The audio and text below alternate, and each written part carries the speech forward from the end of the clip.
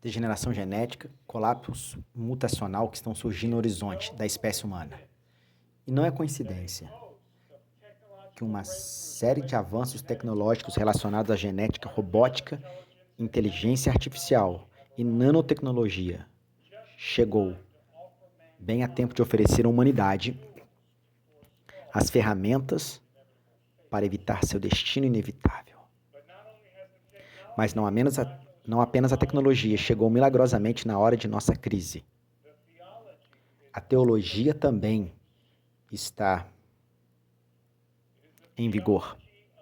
É uma teologia do transhumanismo. É o Evangelho de Jesus Cristo sem a cruz. A retificação da condição humana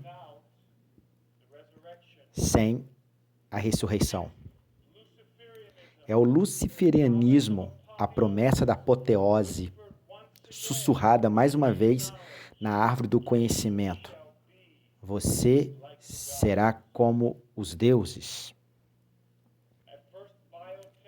No início, as atualizações biotecnológicas nos oferecerão a possibilidade de vidas mais longas e saudáveis, sem alterar nossa humanidade. Mas à medida em que avançamos no futuro, a crise da degeneração genética forçará a humanidade a fazer uma escolha. Aceitamos a atrofia de Adão e entramos silenciosamente na noite como homens, ou abandonamos Adão e vivemos para sempre como deuses. Você vê a única maneira pela qual a humanidade pode realmente evitar a decadência mortal inerente e a condição humana e tornar-se algo diferente do humano? Acredito que a doutrina do transhumanista e as tecnologias que a facilitam são projetadas para aclimatar a raça humana em antecipação ao evento, que catalisará a hibridização em grande escala da humanidade. O retorno dos deuses e o ressurgimento da Idade de Ouro. Eles aparecerão na hora da nossa necessidade, como os salvadores de nossa raça, e oferecerá à humanidade a maçã da apoteose, para se tornar como eles, e eles se misturarão com a semente dos homens, e com isso resgatarão a humanidade do apocalipse, do colapso mutacional. Eu acredito que já existe uma raça hibridizada, preparada para o advento de sua chegada. Uma primícia, se você quiser, de seu falso arrebatamento e ressurreição. Uma nova raça de homens enviados do céu, liderados pelo filho híbrido do próprio Satanás. Apolo, o filho da perdição. Agora, a última era, cantada pela Cilíbia de Cumai, veio e se foi o majestoso, o papel de circular os séculos. Começa de novo a justiça retorna, o antigo reinado de Saturno, como uma nova raça de homens enviado do céu. Somente tu, o nascimento do menino, a quem o ferro cessará, a idade de ouro, surge e torna-se amigo dele, casto Lucina, é o teu próprio Apolo. Reina. Ele receberá a vida dos deuses e verá os heróis como a mistura de Deus e ele mesmo. Será visto por eles e com o valor de seu pai irá reinar sobre o mundo em paz. Assume tua grandeza, pois o tempo se aproxima, querido filho dos deuses, grande progênio de trabalho. Veja como ele é cambaleado e orbe do mundo pode a terra, e o vasto oceano abandonará profundo. Todos vêm e arrebatados são pelo tempo vindouro. Agora, essas estrofes foram escritas por volta de 40 anos antes de Cristo, pelo poeta romano Virgílio, mais de um século antes do livro da Revelação de Apocalipse ter sido escrita por João.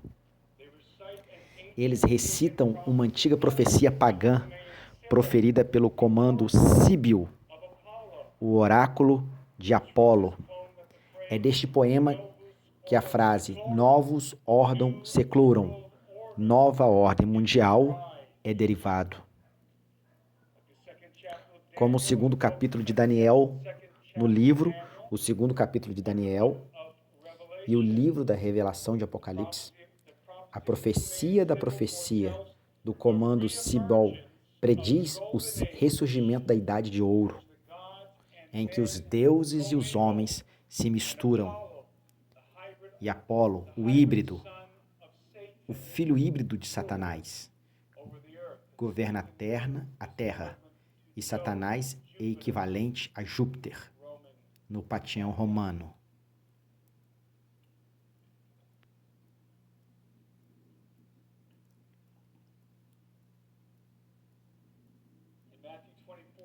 Em Mateus capítulo 24, Marcos capítulo 13, Jesus está discutindo o fim do século e a idade com seus discípulos. Ele lhe diz, porque haverá grande tribulação, como nunca houve desde o começo do mundo, até aquele tempo, nem nunca haverá depois. E a menos que aqueles dias fossem abreviados, nenhuma carne seria salva, exceto pelos eleitos, porque esses dias serão abreviados.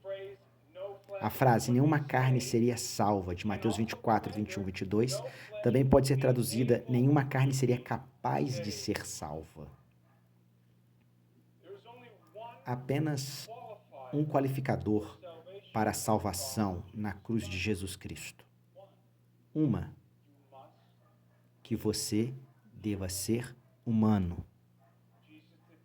Jesus não morreu por anjos e ele não morreu por híbridos. Ele se tornou um homem para redimir os homens. Nenhuma carne seria salva é uma reminiscência da era pré-diluviana, em que toda a carne foi corrompida. Não é por acaso que alguns versículos depois Jesus invoca a era pré-dilúvio. Mas como foi nos dias de Noé, assim também será na vinda do Filho do Homem. Os dias são encurtados para o bem dos eleitos, não para salvar suas vidas, mas para preservar sua humanidade. Uma das razões pelas quais a modificação genética é tão perigosa é porque os genes modificados podem ser herdados por gerações sucessivas. Acredito que a razão pela qual os dias são encurtados no final dos tempos é porque, se não fossem, não haveria candidatos para a salvação na terra. Se a carne poderia ser salva, toda a carne seria corrompida. Mas, graças a Deus, ele encurta o dia para preservar os eleitos. E estamos encerrando aqui. A ressurreição da Idade de Ouro e a entronização de Apolo como seu rei é o grande plano da nova ordem maçônica e de todas as antigas escolas de mistério. Albert Pike foi um grande comandante soberano do rito escocês e um dos maçons mais influentes da história americana. Afirmou que os seres místicos imaginados nos panteões dos antigos persas e indianos, egípcios, gregos, romanos, não eram ilusões políticas para satisfazer o vulgo, porque o homem ainda olha para trás com saudade da Idade de Ouro perdida, quando seus ancestrais comungavam face a face com os deuses, e a esperança de que, ao propiciar o céu, ele pudesse acelerar sua renovação. Como Albert Pike Malley, um dos mais célebres filósofos da maçonaria, também acreditava que o trabalho da maçonaria era restaurar a Idade de Ouro e construir uma nova Atlântida, que seria governada por um rei filósofo, que era descendente de uma raça divina, ou seja, ele pertencia à ordem dos Iluminados. Durante os séculos 19 e 20, enquanto o ocultismo surgia em todo o mundo, muitos dos luciferianos mais proeminentes anunciavam o início de uma nova era de ouro. O movimento da nova era baseava-se exatamente nessa expectativa. Alice Bailey foi uma dos mais proeminentes teosofistas americanos do século XX e fundadora do Lucifer's Trust, uma organização oculta que divulga a doutrina luciferiana. Bailey era uma acóplita de Blavatsky. Blavatsky trabalhou para a Irmandade dos Mestres, a quem ela se referiu como hierarquia. A hierarquia são seres ascendidos vindo da Terra, ou melhor, sob a Terra. Fomos incumbidos de guiar a humanidade para a realização do grande plano. Enquanto canalizamos um desses seres que Bailey escreveu sobre o advento do reaparecimento de Cristo, que chamaríamos da vinda do anticristo. É possível que a hierarquia da Igreja de Cristo, até então invisível, se exteriorize e funcione abertamente no plano físico. Isso indicará um retorno à situação que existia nos tempos atlantes, quando, para usar a simbologia bíblica, o próprio Deus caminhava entre os homens e os membros do espiritual, a hierarquia, guiava e dirigia abertamente os assuntos da humanidade, como a liberdade inata do homem permitia. Agora, no futuro imediato, isso acontecerá novamente. Os mestres caminharão abertamente entre os homens, o Cristo reaparecerá em presença física. Outra coisa que acontecerá será que os antigos mistérios irão ser restaurados e os marcos antigos serão novamente reconhecidos. Aquelas marcas que a alvenaria preservou com tanto zelo e que até agora embalsamaram com segurança os rituais maçônicos, esperando o dia da restauração e ressurreição. O dia da restauração e ressurreição. É a Bíblia de cabeça para baixo, a inversão do Evangelho de Jesus Cristo para o luciferiano. O dia da restauração e ressurreição é o retorno da Idade de Ouro, quando o rei filósofo, os filhos do filho de Lúcifer, é entronizado e os homens se tornam como os deuses caídos. Mas para o crente em Jesus Cristo, o dia da restauração e ressurreição é quando os mortos em Cristo ressuscitarmos para nos tornarmos semelhante a Ele. Pois, se fomos unidos na semelhança de sua morte, Romanos 6,5, certamente também o seremos na semelhança da sua ressurreição. O Evangelho de Jesus Cristo é a retificação da condição humana. É a restauração da raça humana. O que foi perdido em Adão é recuperado no Filho do Homem, o segundo Adão, que venceu o pecado e a morte na cruz e a sepultura para nos dar a vida. Mas, na verdade, Cristo ressuscitou dentre os mortos e foi feita a primícia dos que dormem. Pois assim como por um homem, Adão, veio a morte, por um homem, Jesus, veio também a ressurreição e o descanso dos mortos. Pois assim como todos morreram em Adão, assim também todos serão vivificados em Cristo. 1 Coríntios 15, 20 ao 22. A ressurreição é a única esperança para a humanidade. Todas as outras promessas de restauração e imortalidade são do anticristo.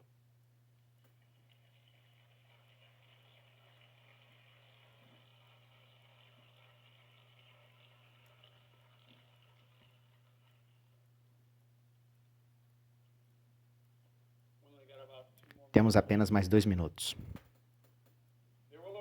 Aqui surgirá, nos últimos dias, uma raça transcendente de seres que, como os antigos observadores, aparecerão como os benfeitores prometeicos da humanidade.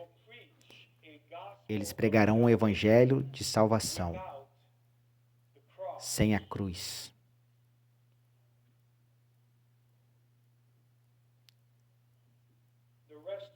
A restauração da raça humana sem a ressurreição. Eles darão início a uma nova era de ouro e restabelecerão o império dos deuses, uma nova Atlântida.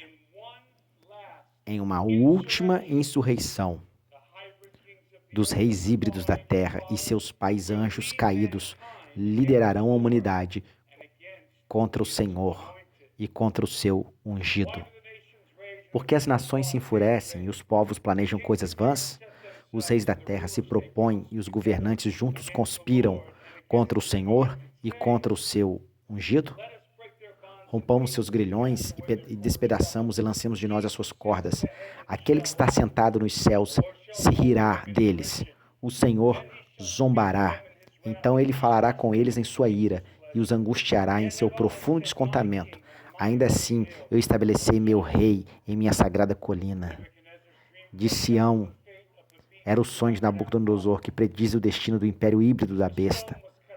E uma pedra foi cortada sem mãos, que feriu a imagem nos pés de ferro e barro, e os quebrou em pedaços.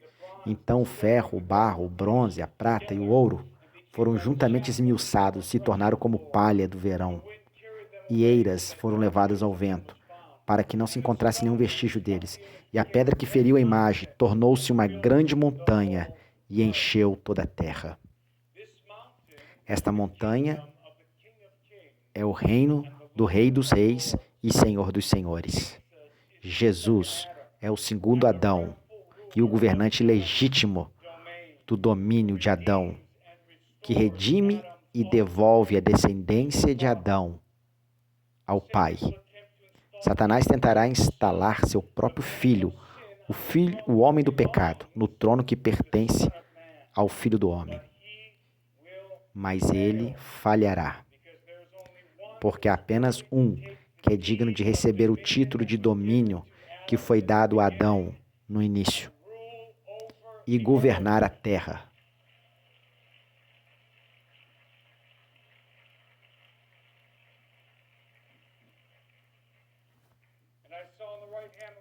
Eu vi à direita daquele que estava sentado no trono um pergaminho escrito por de dentro e por detrás, selado com 7 selos. Então eu vi um anjo forte proclamando em alta voz: quem é digno de abrir o livro e desatar os seus selos? E ninguém no céu, ou na terra ou debaixo da terra foi capaz de abrir o livro ou olhar para ele. Então eu chorei muito, porque ninguém foi considerado digno de abrir e ler o livro e a olhar para ele, mas um dos anciões me disse: não chores. Eis aqui o leão da tribo de Judá, a raiz de Davi, que venceu para abrir o livro e para desatar os seus 7 selos. E olhei, e eis que no meio do trono e dos 4 seres viventes, e no meio dos mortos, e no meio dos anciões, estava um cordeiro, como se tivesse sido morto, com 7 chifres e 7 olhos, que são os 7 Espíritos de Deus enviados por toda a terra. Então ele veio e pegou o pergaminho da mão direita daquele que estava sentado no trono. Apocalipse 5, 8 ou 13. Agora, quando ele pegou o pergaminho de 4 seres viventes, os 24 anciões prostraram-se diante do cordeiro, cada um com uma harpa e taças de ouro, cheia de incenso, que são as orações dos santos. Eles cantavam uma nova canção, dizendo: digno é de pegar o livro e desatar os seus selos, porque fostes morto e com teu sangue comprastes para Deus homens de toda tribo, língua, povo, nação, e para o nosso Deus os fizestes reis e sacerdotes, e eles reinarão na terra. E eu olhei e ouvi uma voz de muitos anjos ao redor do trono, e as criaturas vivas, e os anciões, e o número deles eram 10 milhões, e 10 de milhares de milhões, dizendo em alta voz: digno é o Cordeiro, que foi morto, para receber o poder, riqueza, sabedoria, e força, e honra, e glória, e abençoar toda criatura que está no céu e na terra, e debaixo da terra, e os que estão no mar e tudo que neles há. E ouvi uma voz dizendo: bênção, honra e glória e poder ao que está sentado no trono e ao Cordeiro, para todo sempre. Amém. Amém.